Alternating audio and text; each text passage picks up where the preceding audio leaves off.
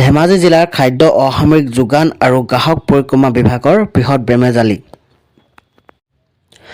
যোৱা কিছুদিন পূৰ্বে ধেমাজি জিলাৰ সকলো সমবায় সমিতিয়ে আটা পায় নে নাপায় জানিবলৈ অসম জাতীয়তাবাদী যুৱ পৰিষদ ধেমাজি জিলা সমিতিৰ তৰফৰ পৰা তথ্য জনা আইনৰ অধীনত আবেদন জনাইছিল। কিন্তু তেওঁলোকে দিয়া তথ্যসমূহৰ কিছু বেমেজালি দেখাৰ কাৰণে উক্ত সংগঠনটোৱে প্ৰতি সমবায় আৰু গ্ৰাহকক সাক্ষাৎ কৰাৰ পাছতেই বৃহৎ বেমেজালি দেখাত যোগান বিভাগৰ সঞ্চালকলৈ ইয়াৰ ওপৰতে উচ্চ তদন্ত বিচাৰি আবেদন কৰিছিল। কিন্তু এই বিষয়তে বিভাগটোৱে কোনো পদক্ষেপ লোৱা দেখা নগ'ল।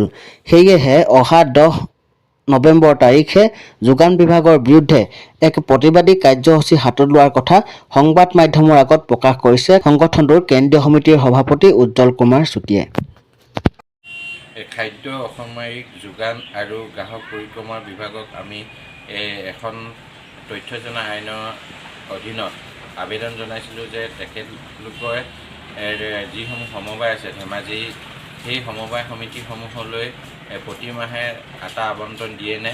তেতিয়া তেওঁলোকে আমাক 2019ৰ পৰা 2023ৰ অক্টোবৰ 30 তাৰিখৰ ভিতৰত আমি যিহেতু বিচাৰিছিলোঁ, তেতিয়া তেখেতলোকে অৱগত কৰিছে যে প্ৰতিমাহে তেওঁলোকে আটা আবণ্টন দি আছে সমবায় সমিতিসমূহলৈ। আৰু বিশেষকৈ গোগামুখৰ দুটা, ধেমাজি এটা আৰু চিলাপথাৰ এটা মিলৰ পৰা এই আটাসমূহ অহা কথা তাত উল্লেখ কৰিছে। বিশেষকৈ গোগামুখৰ যি দুটা মিল আছে সেই দুটাৰ পৰা অধিক পৰিমাণৰ আটা আবণ্টন হোৱাৰ কথা আমি জানিবলৈ পাইছোঁ। আৰু এতিয়া প্ৰশ্ন হৈছে, যিহেতু আমি কিছু এজেণ্ট আৰু গ্ৰাহকৰ ওচৰলৈ গৈছিলোঁ আৰু তেওঁলোকক প্ৰশ্ন কৰিছিলোঁ আৰু তেওঁলোকক সুধিছিলোঁ তেখেতলোকে প্ৰতিমাহে আটা লাভ কৰি আছেনে। তেতিয়া কিন্তু অধিকাংশ গ্ৰাহকে আমাক জানিবলৈ দিলে যে তেওঁলোকে বছৰত এবাৰ বা দুবাৰহে আটা পায়, বাকী মাহসমূহত তেওঁলোকে আটা নাম গোন্ধও পোৱা নাই।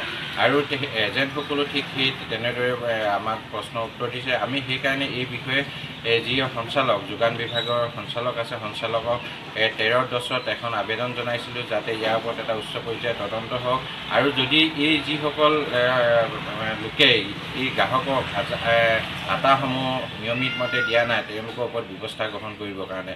কিন্তু আজি কোপতি যোগান বিভাগে যি ধৰণে খৰতকীয়াকৈ তদন্ত প্ৰক্ৰিয়া আগবঢ়াই নিব লাগিছিল, সেই খৰতকীয়াকৈ আগবঢ়াই নিনিয়া প্ৰতিবাদত অহা 10 নৱেম্বৰ তাৰিখে শুক্ৰবাৰে দিনৰ 12 বজাত যোগান বিভাগৰ বিৰুদ্ধে আমি প্ৰতিবাদী কাৰ্যসূচী গ্ৰহণ কৰিবলৈ সিদ্ধান্ত লৈছোঁ।